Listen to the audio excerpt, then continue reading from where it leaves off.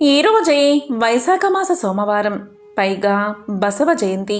ఎంతో పవిత్రమైన విశేషమైన రోజు. వారంలో ఒక్కో రోజు ఒక్కో దేవుణ్ణి పూజిస్తాం. సోమవారము అంటే దేవాది దేవుడైన మహాశివుడికి ఎంతో ప్రీతికరమైన రోజు. ఈరోజు వైశాఖ పురాణంలోని ఈ కథలను వింటే చాలు జన్మల దోషాలు తొలగి కోటి జన్మల పుణ్యం వస్తుంది. మరి ఆ కథ ఏంటో ఇప్పుడు ఈ వీడియోలో తెలుసుకుందాం. శృతదేవ మహాముని ఇలా పలికాడు.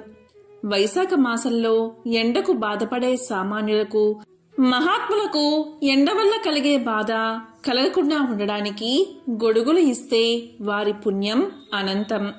దాన్ని వివరించే కథను నీకు చెప్తాను. శ్రద్ధగా విను శృతకీర్తి మహారాజా అని శృతదేవ మహాముని ఇలా చెప్పడం మొదలుపెట్టాడు. పూర్వం కృతయుగంలో జరిగిన వైశాఖ మాస వ్రతాన్ని వివరించే కథ ఇది. వంగదేశమున సుకేతు అనే పేరుగల మహారాజు కుమారుడగు హేమకాంతుడు అనే రాజు ఉండేవాడు. మహావీరుడైన అతను ఒకప్పుడు వేటకు వెళ్ళాడు.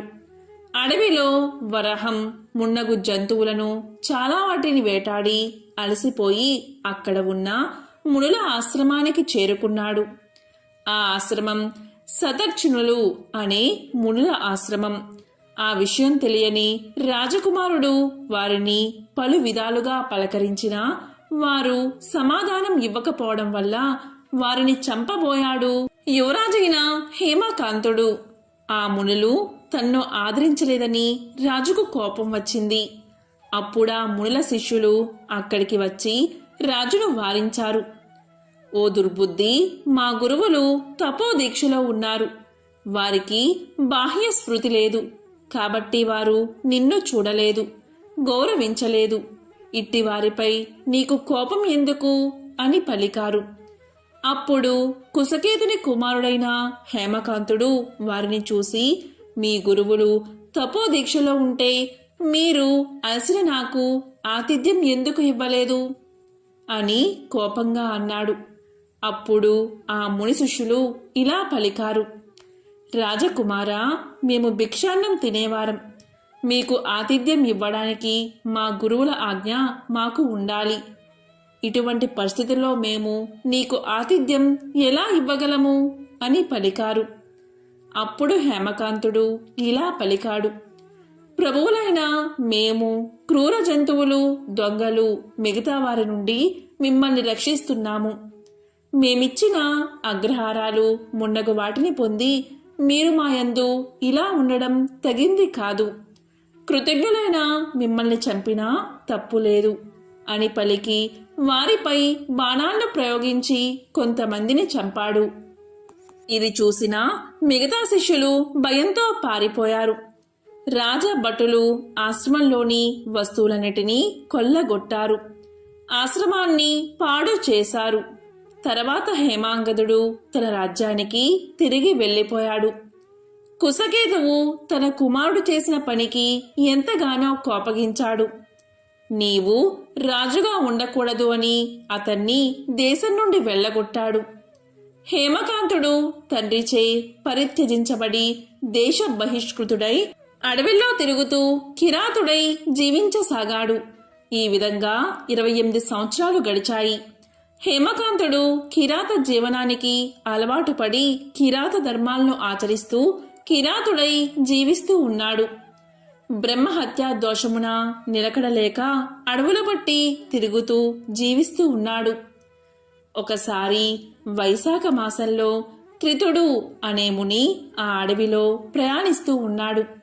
ఎండ వేడికి బాధపడి దప్పికచే పీడించబడుతూ ఒక చోట మూర్ఛిల్లి పడిపోయాడు.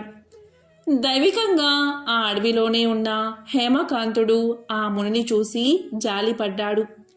అప్పుడు హేమకాంతుడు మోదుగా ఆకులను తెచ్చి ఎండపడకుండా గొడుగుగా చేశాడు. తన వద్ద సొరకాయ బుర్రలో ఉన్న నీటిని చల్లి మునిని సేద తీర్చాడు. త్రితుడును వాని చేసిన ఉపకారాలచే సేద తీరి సొరకాయ బుర్రలోని నీరు తాగి మోదుగాకుల గొడుగుతో ప్రయాణం చేసి ఒక గ్రామానికి చేరి సుఖంగా ఉన్నాడు. హేమకాంతుడు వ్రతాన్ని ఆచరించకపోయినా జాలిపడి త్రితునకు గొడుగును కల్పించి నీటిని ఇవ్వడం వల్ల అతనికి గల పాపాలన్నీ తొలగిపోయాయి. దీనికి హేమకాంతుడు మిక్కిలి ఆశ్చర్యపోయాడు. కొంతకాలానికి అతడు రోగగ్రస్తుడయ్యాడు.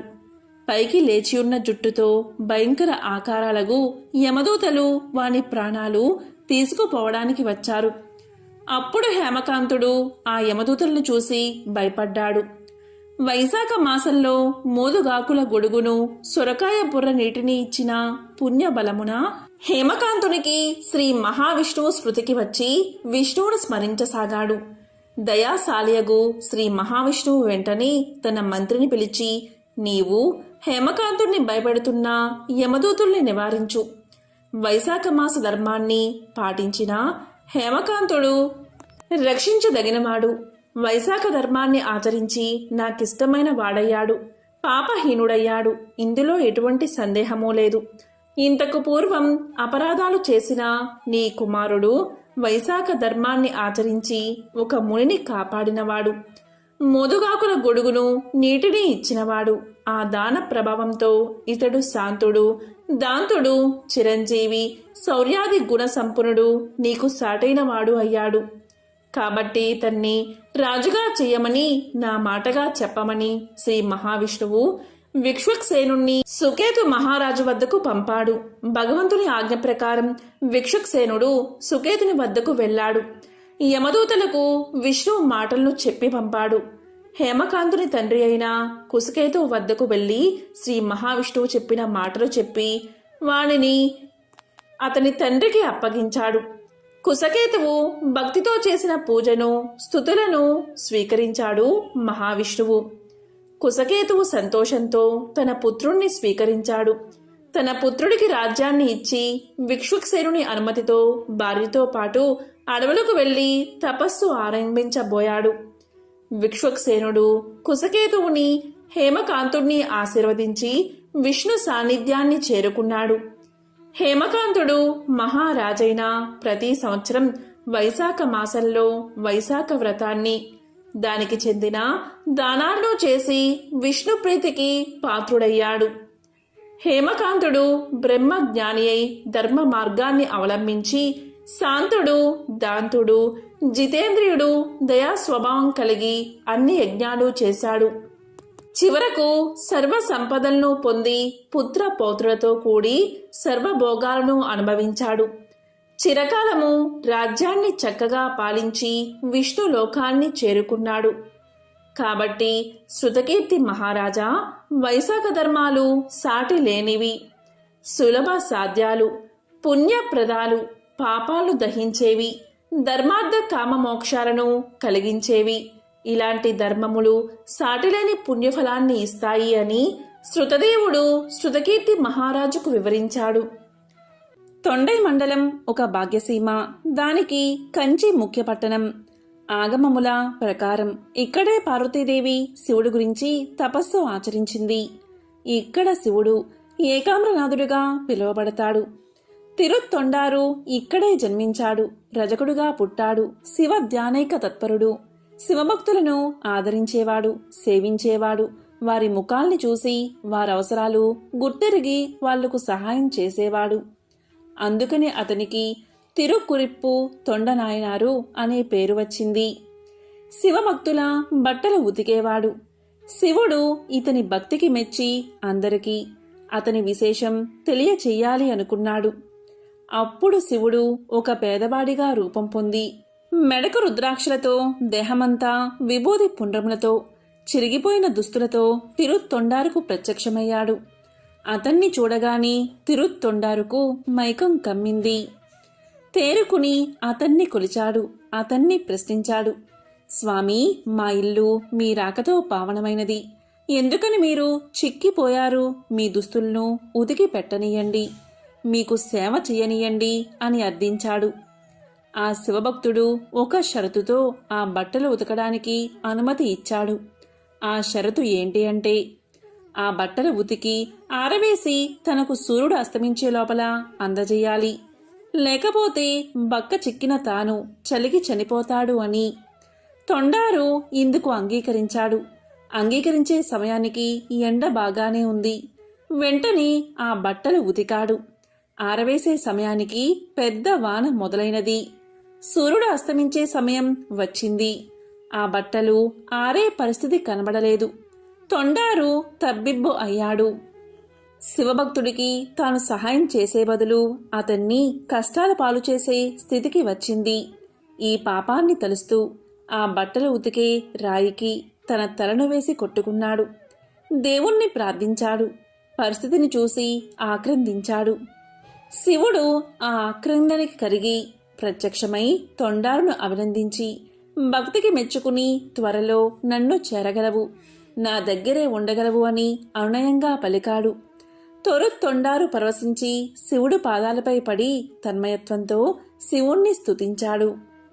శివుడు, శంకరుడు, పరమేశ్వరుడు, రుద్రుడు, భోలేనాథుడు, ముక్కంటి ఇలా ఎన్ని పేర్లో ఆ జంగమయ్యకు. చేతిలో శూలం, మెడలో సర్పం, పులిచర్మం కట్టుకుని ఒళ్లంతా బూడిద పూసుకుని ఎప్పుడూ ధ్యానంలో మునిగిపోయి ఆదియోగి. అణువణువుకు ఒక చరిత్ర ఉందని చెబుతున్నాయి పురాణాలు. అయితే శివుడికి మూడో కన్ను ఎలా వచ్చింది అనే ధర్మ సందేహానికి మాత్రం పురాణాల్లో రకరకాల కథలు ఉన్నాయి. వాటిని తెరిస్తే చాలు భస్మమయ్యే ఆ మూడో కన్ను గురించి పురాణాలు ఏం చెబుతున్నాయో ఒకసారి చూద్దాం. ఎండి కొండాలు ఏలేటోడా, అడ్డగొట్టు శంకరుడా అంటూ శివభక్తులు తన్మయత్వంతో ఊగిపోతూ ఉంటారు. అయితే పులిచర్మం కట్టుకుని బూడిద పూసుకుని హిమాలయాల్లో ధ్యానం చేసుకునే ఆదియోగి మహిమలు అన్నీ ఇన్నీ కావు. శివుడి ఆజ్ఞ లేనిదే చీమైనా చిటుక్కు మనదు. పాహి అని పిలవంగానే ప్రత్యక్షమై వరాలు కురిపించే శివుడికి బోలా శంకరుడు అనే పేరు కూడా ఉంది. ఇంత శాంతపరుడు, కరుణా హృదయుడు, ఎల్లప్పుడూ ధ్యానముద్రలో ఉండే ముక్కంటి. మూడో కన్ను తెరిస్తే ప్రళయమే. అయితే నీలకంఠుడికి మూడో కన్ను ఎలా వచ్చింది అనే సందేహం చాలామందికి ఉంటుంది. ఒకానొక రోజు శివుడు ధ్యానంలో నిమగ్నమై ఉన్న సమయంలో ఆ స్థలానికి ఆయన భార్య పార్వతీదేవి వస్తుంది. ఆయన ధ్యానంలో ఉండడాన్ని గమనించిన పార్వతి భర్తను సరదాగా ఆట పట్టిద్దామని మనసులో అనుకుంటుంది. శివుడి వెనక నుంచి వెళ్ళి తన 2 చేతులతో ఆయన 2 కళ్ళు మూస్తుంది. అయితే శివుడి ఎడమ కన్ను చంద్రుణ్ణి, కుడి కన్ను సూర్యుణ్ణి సూచిస్తాయి. అయితే పార్వతీదేవి ఆ 2 కన్నులు మూయడంతో ముల్లోకాల మొత్తం చీకటిని అలుముకుని అల్లకల్లోలంగా మారతాయి. దేవతల నుంచి పామరుల వరకు అందరూ ఆందోళన చెందుతూ ఉంటారు. ఈ క్రమంలోనే నీలకంఠుడు తనలోని శక్తినంతా పోగేసి తన నుదుటి నుంచి అగ్నిని ఉద్భవింప చేస్తాడు. ఆ అగ్నితో ముల్లోకాలకు వెలుగును ప్రసరింపచేస్తాడు. ఈ క్రమంలోనే శంకరుడికి మూడో కన్ను వచ్చిందని పురాణాల్లో ఉన్న కథ. అయితే ఈ అగ్ని వేడికి పార్వతీదేవి చేతులకు చెమటలు పట్టగా ఆ చెమట చుక్కల నుంచి అంధకుడు ప్రాణం పోసుకున్నట్లు పురాణాలు చెబుతున్నాయి. ఇదిలా ఉంటే మరిన్ని కథలు కూడా వాడుకలో ఉన్నాయి. ఆది పరాశక్తి తన త్రిమూర్తులైన బ్రహ్మ, విష్ణు, శంకరుల్ని సృష్టిస్తుంది. అయితే ఈ ముగ్గురిలో ఎవరో ఒకరు తన్ను వివాహం చేసుకోవాల్సిందిగా ఆది పరాశక్తి ఆజ్ఞాపిస్తుంది. మొదట ముగ్గురు కూడా అందుకు నిరాకరిస్తారు. దీంతో తీవ్ర ఆగ్రహానికి గురైన ఆది పరాశక్తి తన మూడో కన్ను తెరచి ముగ్గురిని భస్మం చేస్తానంటూ శపించగా పరమేశ్వరుడు ఈ సమస్యకు పరిష్కారం చూపిస్తాడు. తనకు ఆ మూడో కన్ను ఇస్తే తాను వివాహం చేసుకుంటానని మాట ఇస్తాడు శివుడు. అన్నట్లుగాని ఆది పరాశక్తి శివుడికి మూడో కన్ను ప్రసాదిస్తుంది. ఆ మూడో కన్ను పొందిన వెంటనే శివుడు దాన్ని తెరచి ఆది పరాశక్తిని భస్మం చేసేస్తాడు. అలా భస్మమైన బూడిదను ఒక భాగాన్ని పార్వతిగా, మరో భాగాన్ని లక్ష్మిగా, ఇంకో భాగాన్ని సరస్వతిగా సృష్టించారని పురాణాలు చెబుతున్నాయి. ఒకసారి పరమశివుని మెడలోని కపాలమాల కథను తెలుసుకోమని సతీదేవితో నారద మహర్షి చెబుతాడు. దాంతో ఒకనాడు సదాశివుడితో సతీదేవి మాట్లాడుతూ ఇలా పలుకుతుంది. స్వామి, మీరు కపాలమాల ధరించడానికి కారణం ఏమిటి అని ప్రశ్నిస్తుంది. ఆ మాటను దాటవేయడానికి పరమేశ్వరుడు ప్రయత్నిస్తాడు. అప్పుడు సతీదేవి పట్టుపడదు తనకి ఈ విషయం గురించి చెప్పమని కోరుతుంది. ఇక శివుడు తన మెడలోని కపాలాలన్నీ సతీదేవి అని చెబుతాడు. ఆ మాట వినగానే సతీదేవి ఒక్కసారిగా ఆశ్చర్యపోతుంది. ఇంతకుముందు సతీదేవి 107 జన్మలు ఎత్తింది. వాటికి గుర్తుగా ధరించిందే ఈ కపాల మాలయని శివుడు చెబుతాడు. అంతేకాకుండా ఈ మాలలన్నీ సతీదేవి జన్మలకు సంబంధించినవి. ఇంకొక కపాలం చేరితేనే ఆ మాల పూర్తవుతుందని పరమేశ్వరుడు చెబుతాడు. శివుని మాటలు విన్న సతీదేవి యజ్ఞకుండంలో దూకి శరీర త్యాగం చేస్తుంది. ఇక 108వ కపాలం వచ్చి చేరడంతో పరమశివుడు మెడలోని కపాల మాల పూర్తవుతుంది. సోమవార వ్రత కథ. ఆ కథ ఏమిటో ఇప్పుడు ఈ వీడియోలో తెలుసుకుందాం. పూర్వం ఒకప్పుడు ఒక నగరంలో ఒక సంపన్న వ్యాపారి ఉండేవాడు. అతను అపారమైన సంపదను కలిగి ఉండేవాడు.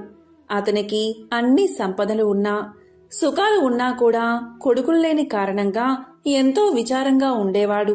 కొడుకు పుట్టాలని ఆ సంపన్న వ్యాపారి క్రమం తప్పకుండా సోమవార వ్రతాన్ని ఆచరించేవాడు. అతను ప్రతిరోజు శివాలయానికి వెళ్లి అక్కడున్న శివ పార్వతులను పూర్తి విశ్వాసంతో పూజించేవాడు. ఇక పార్వతీదేవి ఆ సంపన్నుడి భక్తికి ఎంతో సంతోషించి మహాశివుడితో ఇలా పలుకుతుంది. స్వామి, ఈ సంపన్న వ్యాపారి మీకు నమ్మకమైన భక్తుడు. అతను క్రమం తప్పకుండా సోమవారం ఉపవాసం ఉంటాడు. సోమవార వ్రతాన్ని ఆచరిస్తాడు. కాని ఇప్పటికీ అతనికి కొడుకులు లేరు.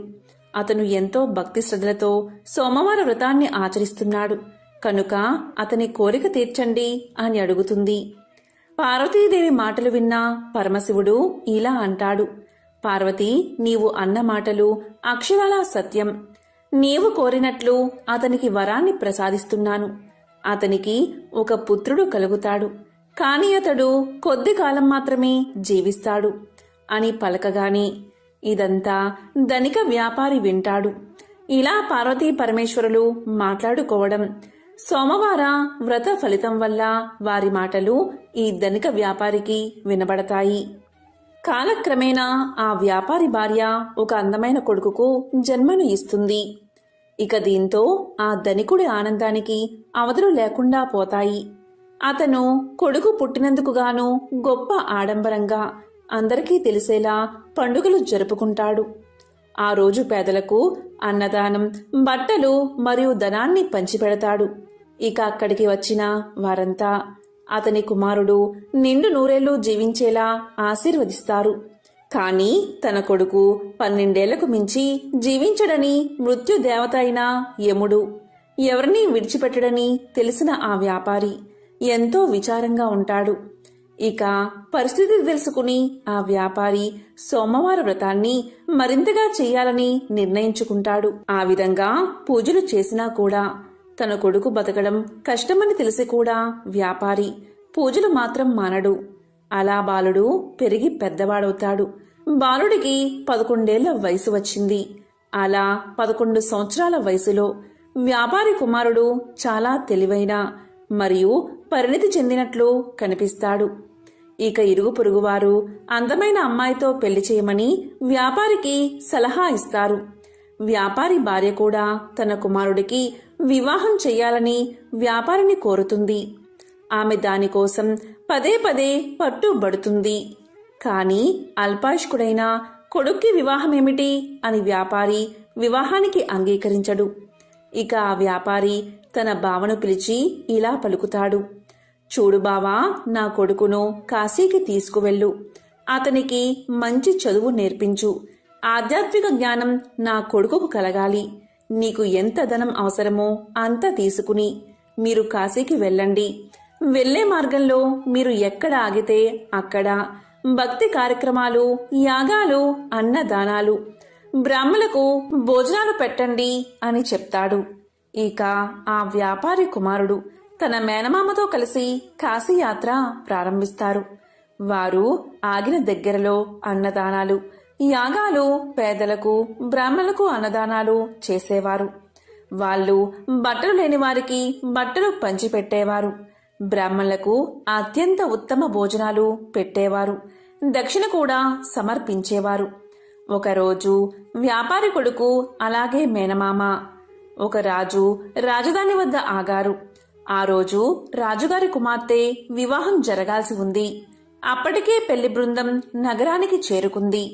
కాని పెళ్లికొడుకు అంధుడు, అంటే ఒకే కన్ను ఉన్నందున వరుడు తరపు వాళ్ళు తీవ్ర ఆందోళనలో ఉన్నారు.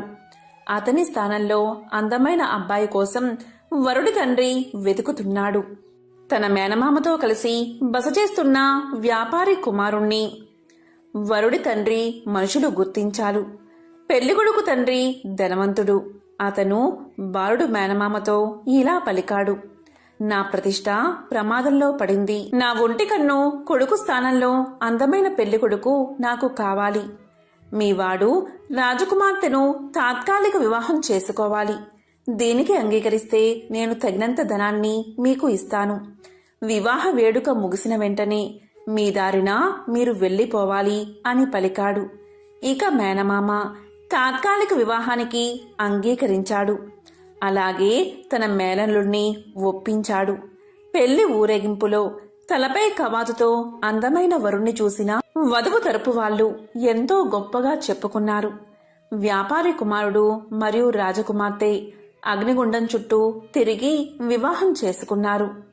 వారు బయలుదేరే సమయంలో వ్యాపారి కొడుకు తన వధువు కండువాను తీసుకుని దానిపై ఇలా రాశాడు: ఇప్పుడు మనం భార్యాభర్తలం. నేను రాజు కొడుకును కాదు, నేను ఒక ధనిక వ్యాపారి కొడుకుని. నేను ఆధ్యాత్మిక విద్య కోసం కాశీకి వెళ్తున్నాను. నీ నిజమైన వరుడు గుడ్డివాడు, అతనికి ఒక కన్ను లేదు అని రాశాడు. కండువాపై ఏదో సందేశం రాయడం రాజకుమార్తె గమనించింది. కాని ఆ సమయంలో ఆమె దాన్ని చదవలేకపోయింది. పెళ్లి బృందం బయలుదేరబోతున్నప్పుడు వధువు ఆ సందేశాన్ని చదివింది. అసలు విషయం తెలిసి కంగు తిన్నది. అప్పటికే ఆ వ్యాపారి కొడుకు వెళ్లిపోయాడు. ఒంటి కన్ను పెళ్లి కొడుకుతో పాటు వెళ్లేందుకు రాజకుమార్తె నిరాకరించింది. ఇక పెళ్లి బృందం వధువు లేకుండానే తిరిగి తమ రాజ్యానికి వెళ్లిపోయింది. ఇక వ్యాపారి కొడుకు కాశీకి చేరుకుని ఆధ్యాత్మిక అధ్యయనానికి పూర్తిగా అంకితమయ్యాడు. అతని మేనమామ శివుడి పేరు మీద భక్తి కార్యక్రమాలు ఏర్పాటు చేసి తన సోదరి కుమారుడి శ్రేయస్సు కోసం ప్రతిరోజు విరాళాలు ఇచ్చేవాడు. ఇలా ఉండగా అతనికి 12 ఏళ్లు వచ్చాయి. 12వ సంవత్సరం చివరి రోజున వ్యాపారి కుమారుడికి ఛాతిలో నొప్పి పుట్టింది. అతని మేనమామ అతని దినచర్య ప్రకారం దానాలు విరాళాలు ఇచ్చి గదిలోకి వెళ్లి చూడగా బాలుడు శవమై కనిపించాడు. అది చూసి మేనమామ శోకంతో ఏడ్చాడు. కాని బ్రాహ్మణులు శవ ఇంట్లో భోజనం చెయ్యరు కాబట్టి తాను బయటపడితే అన్నదానం వృధా అవుతుందని మౌనంగా ఉండి అన్నదానాన్ని జరిపించాడు. ఇక అన్నదానం అయిపోయాక అందరూ వెళ్లిపోయాక బిగ్గరగా ఏడవడం మొదలుపెట్టాడు. చాలామంది ఆయన చుట్టూ చేరారు. అదృష్టం కొద్దీ శివుడు పార్వతీదేవి కూడా ఆ ఇంటి బయటగా వెళ్తున్నారు. ఆ రోద విని పార్వతి యొక్క మనసు కరిగిపోయింది. ఆమె శివుడితో ఇలా పలుకుతుంది: స్వామి, యముణ్ణి ఆ బాలుడి ప్రాణాలు తిరిగి ఇవ్వమని అడగండి. యముడు ఎప్పుడూ మీ ఆజ్ఞపైనే నడుస్తాడు కదా. దయచేసి ఆ బాలుని రక్షించండి. మీరు సమస్త ప్రాణులకు రక్షకుడు అని పార్వతీదేవి వేడుకుంది. పార్వతీదేవి మాటలు విన్న శివుడు తన కుటుంబానికి తన పట్ల ఉన్న భక్తి కారణంగా ఆ బాలుణ్ణి బతికించడానికి అంగీకరిస్తాడు. అలా మహాశివుడు పవిత్ర గంగా నదిలో ప్రవహించే నీటిని చేతిలోకి తీసుకుని మృతదేహంపై చల్లుతాడు. అలా గంగానది యొక్క నీళ్లు చల్లగానే ఆ బాలుడు నిద్రలోంచి లేచినట్లుగా లేచి కూర్చుంటాడు. దీంతో మేనమామ ఎంతో సంతోషిస్తాడు. ఇక ధనికుని కుమారుడు ఆధ్యాత్మిక విద్య ముగిశాక ఇంటికి తిరుగు ప్రయాణం కడతాడు. అలా మేనమామ మేళంలో కలిసి తిరుగు ప్రయాణంలో మళ్లీ ఆగిన దగ్గరల్లా అన్నదానాలు, వస్త్రదానాలు, యాగాలు చేస్తారు. అలా వారు అబ్బాయి వివాహం చేసుకున్న నగరానికి చేరుకుంటారు. ఇక ఆ దేశపు రాజు యువరాణి వెంటనే ఆ బాలుణ్ణి గుర్తిస్తారు. ఇక రాజు ఆ బాలుణ్ణి తన రాజ్యానికి తీసుకుపోయి ఒక శుభదినాన తన కుమార్తెను అతని వెంట పంపిస్తాడు. ఎంతో ధనాన్ని కూడా ఇస్తాడు. ఇక వ్యాపారి కుమారుడు తన వధువుతో సహా తన నగరానికి చేరుకుంటాడు. కొడుకు చనిపోతే ఆత్మహత్య చేసుకోవాలని భవనంపైకి ఎక్కుతారు వ్యాపారి దంపతులు. తర్వాత తల్లిదండ్రులు జరిగిందంతా తన కుమారుడి ద్వారా తెలుసుకుని తన కుమారుణ్ణి బతికించినందుకు మహాశివుణ్ణి పరిపరి విధాలా స్తుతిస్తారు.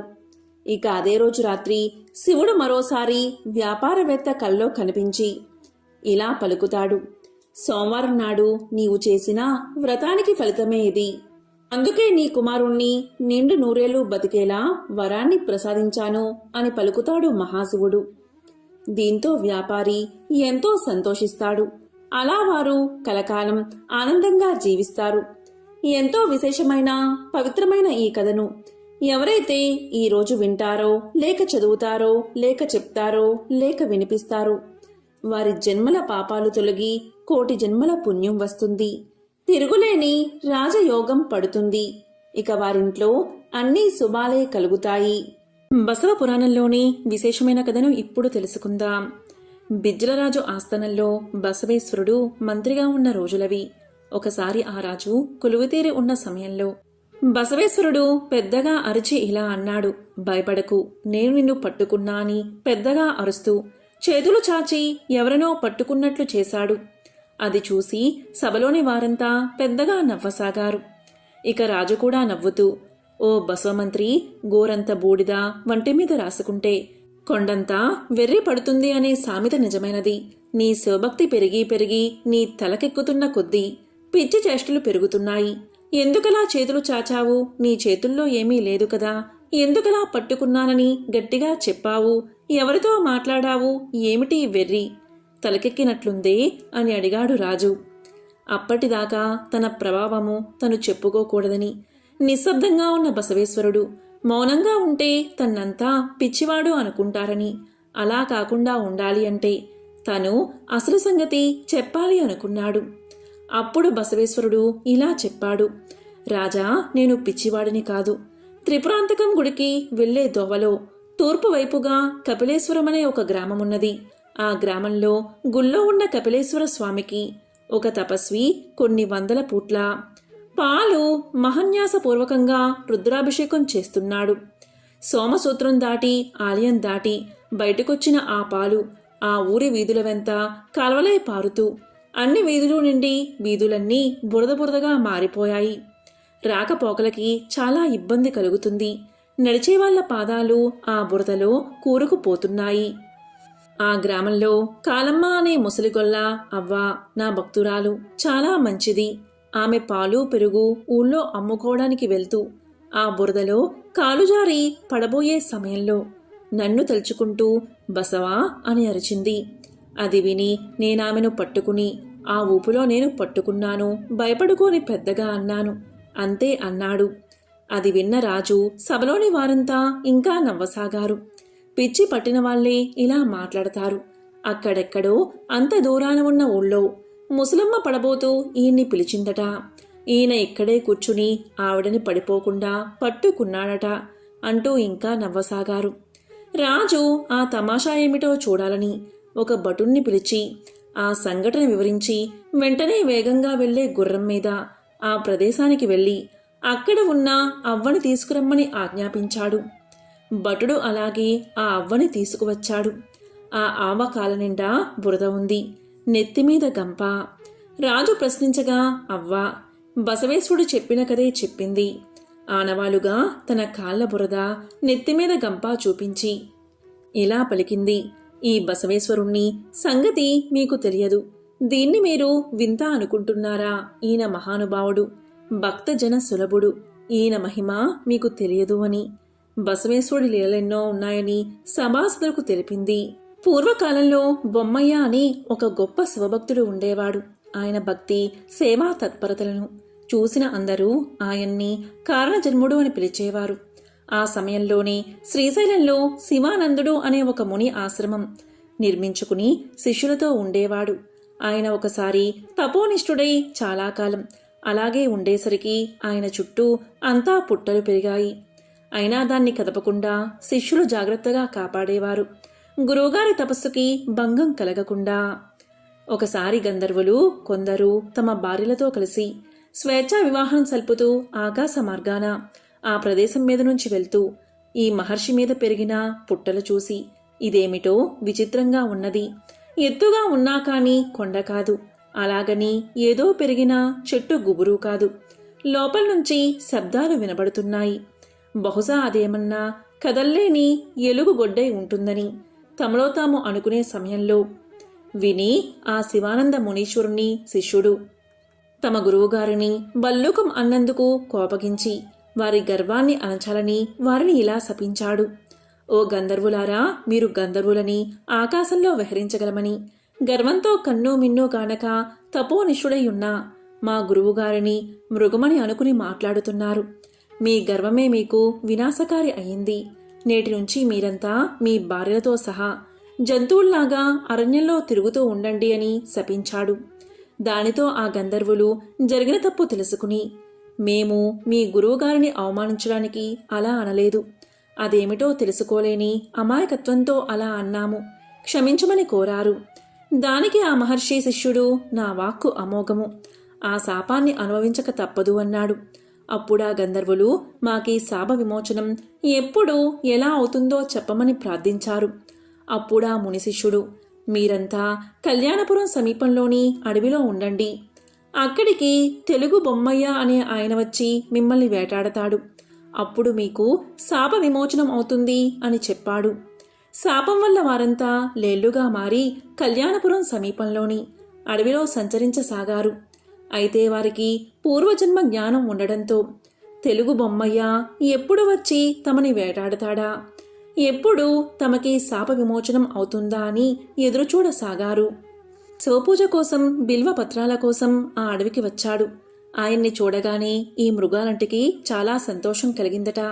దానితో వారు ఆయన తమ శాప నివారణార్థం వచ్చిన తెలుగు బొమ్మయ్యగా భావించి అందులో ఒకరు బొమ్మయ్య దగ్గరకు వెళ్ళి తమ గురించి, తమ శాపం గురించి, దాని నివారణోపాయం గురించి తెలియచేసి తమన్ని వేటాడి తమకి శాప విముక్తి కలిగించమని ప్రార్థించారు. బొమ్మయ్యకు తమ మాటలు నిజమని నమ్మడానికి మేము ఇతర వేటగాళ్ల చేతికి దొరకము, నీ ఆయుధాలతోనే ప్రాణం వదులుతాము, అప్పుడే మాకు శాప విముక్తి అని పలికారు. బొమ్మయ్య కూడా తన యోగ దృష్టితో అదంతా నిజమని గ్రహించి సరే అని చెప్పి తన నగరానికి వెళ్లి మర్నాడు మరికొందరు వేటగాళ్ళని తీసుకుని వేటకు కావాల్సిన సరంజామాతో ఆ అరణ్యానికి వేటకి వెళ్ళాడు. మిగతా వేటగాళ్లు ఎంత ప్రయత్నించినా ఒక్క మృగమైనా కనబడలేదు. శాపవశాత్తు మృగాలైన గంధర్వులంతా బొమ్మయ్యకు ఎదురు వెళ్లి ఆయన చేతిలోని ఆయుధాలతో మరణించి శాప విముక్తులై గంధర్వ రూపంలో ఆకాశ మార్గాన వెళ్లడం చూసి మిగతా వేటగాళ్లంతా వారు ఏదో కారణంగా మృగాలుగా జన్మించిన వారిని గ్రహించారు. బ్రహ్మయ్య కూడా రోజుకి 7 మృగాల్ని మాత్రమే వధించి శాప విముక్తి చేశాడు. ఈ వృత్తాంతమంతా చారుల ద్వారా విని రాజు, బసవేశ్వర మంత్రి బొమ్మయ్య వేటని చూడాలని బయలుదేరారు. అప్పుడు బసవేశ్వరుడు రాజుకి పురజనులకి చెప్పాడు, గురుభక్తి దైవభక్తి ఉన్న మనుషులకి అసాధ్యం ఏదీ లేదు.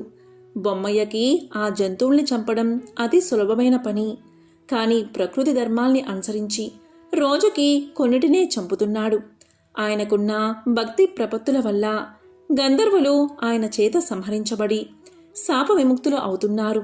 దీనివల్ల మనం గ్రహించవలసింది గురువుగారిపైన ఉన్న అచంచల భక్తి వల్ల శిష్యుడికి గంధర్వుల్ని కూడా శపించే శక్తి వచ్చిందని, ఎంత గంధర్వులైనా కేచరులైనా అహంకారం వల్ల నాశనం తప్పదని భక్తి ప్రవత్తులు దాన ధర్మాలు మనిషి విలువని పెంచుతాయని మనం గ్రహించాలి. ఎంతో విశేషమైన బసవ పురాణంలోని ఈ కథలను ఎవరైతే వింటారో వారికి మహాశివుడి సంపూర్ణ అనుగ్రహం లభిస్తుంది.